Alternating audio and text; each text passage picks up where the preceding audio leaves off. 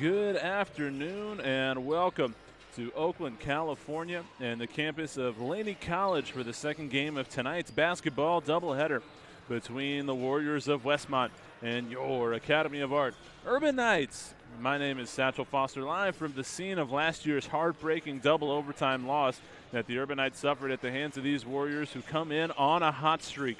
Winners of 4 in a row, including an overtime victory against Point Loma, in which their leader and the leading scorer in Division II, Adrian McIntyre, dropped a Westmont and Pac West record 51 points to carry his Warriors to a 91-89 overtime win and hand the Sea Lions their second loss in conference play.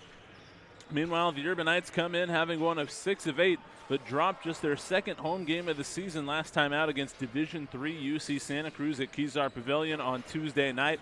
And Scott Waterman's team is going to have their hands full as they try to get back into the win column and slow down a player who is scoring at a level never before seen in this conference. Should be a good one here to close out the day. We'll have the starting lineups and the tip-off all coming up next. Hello and welcome to Rohnert Park, California and the Wolves' Den, which has been home to Sonoma State men's basketball since 1963. My name is Satchel Foster, bringing you the final game to be played in this building that has stood for over 60 years. And what a better way for Sonoma State basketball to end than with a do-or-die game. Sonoma State and Stanislaus State both need to win out and get some help to reach the postseason, and one team's CCAA tournament dreams will end tonight. What will also end is the long, illustrious career of a Sonoma State lifer and head coach Rich Shaywitz. Rich, who graduated from SSU in 2000 and was a student assistant coach before eventually taking the helm of the women's program for 5 seasons, in which he led the Seawolves to the postseason every year before leaving to coach the men, which he has for the last 4 seasons. Rich still has a chance to make his first conference tournament if his Seawolves continue their winning ways tonight, as we honor the 3 seniors, Jack Schultz, Donovan Sevilla, and Julian Bryant. 40 regulation minutes are left for Sonoma State basketball on this campus. What will come of them? We'll find out coming up next. Right now, just the 3 points total in the overtime. The 1-3 hit by Lewis Cooper, holding up. A minute 20 remains. Seawolves have still yet to score in the extra period. Noble's on the wing. Ball screen from Haywood. They swing it over to Bryant in the corner.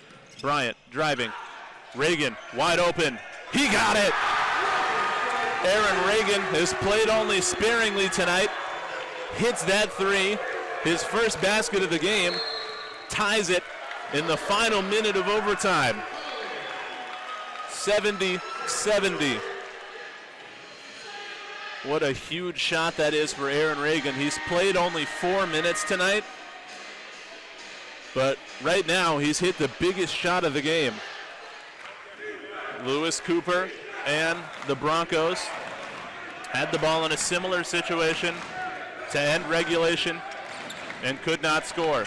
Do they have the basket here? It's Lewis Cooper, and he's taken it to the basket with 4.6 on the clock. Where will they go here? They've got 4.6 to try to pull this one out of the hat. It's Milling. Milling taking it all the way, lays it up and in! Jacob Milling lays it in at the buzzer, and we're going to double overtime.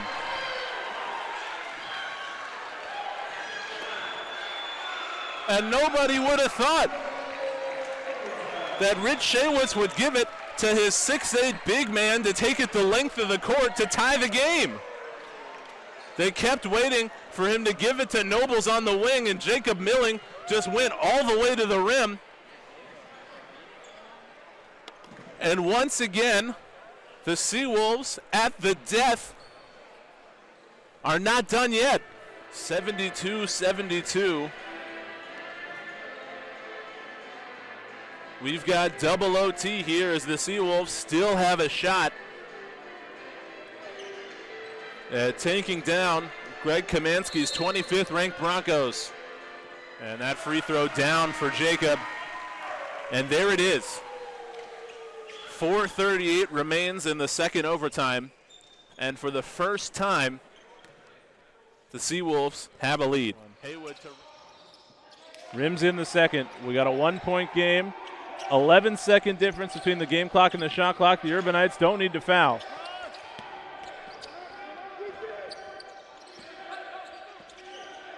Gibson gets to the lane. He's blocked by Armbruster.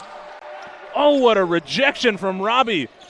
Now here's Munson, and he is fouled. Oh, my goodness, what a block from Robbie Armbruster. Metcalf and Abbott will jump it. The jump won by Abbott as Metcalf falls to the floor. The Urbanites this season 0-1 in overtime. They lost 90-83 at Western Oregon. First overtime game this season for Fresno Pacific. They were 1-2 a season ago. First shot missed there, and the Urbanites get the stop. They played a 4 overtime game at Westmont. Lost to the Urbanites here in overtime a season ago, 88-82. So for the second straight year, these two teams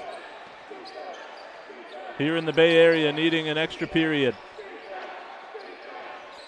Williams drives, and he'll be fouled. Isaiah Williams draws the contact that he was so eagerly looking for at the end of regulation.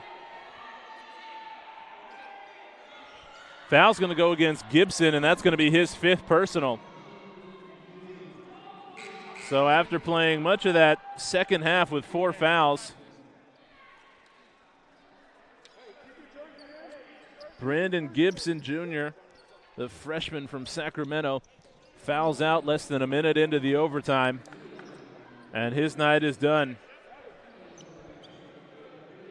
Gibson, who appeared to have an open look at a layup that would have extended Fresno's lead to 3 in the late stages of regulation.